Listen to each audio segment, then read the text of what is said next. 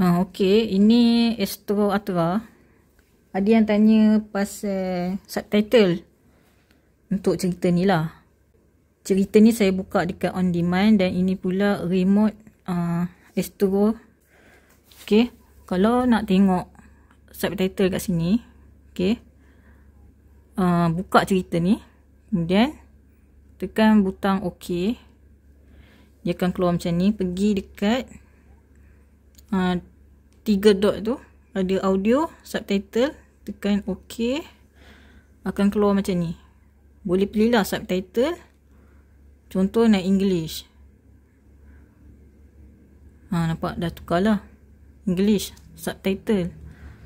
Lepas tu, kalau nak dekat cerita yang live, kalau yang ini cerita dalam on demand, okay, kalau untuk live punya sama juga. Okay, sebagai contoh saya tutup sekejap ni. Okay, saya buka dekat live TV, tapi TV Astro je lah untuk subtitle tu. Contoh saya buka cerita, sekejap.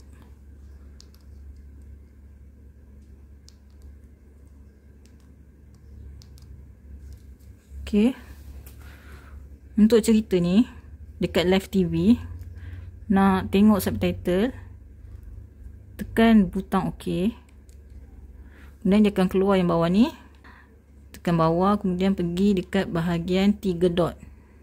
3 dot tu audio yang subtitle, kemudian tekan OK.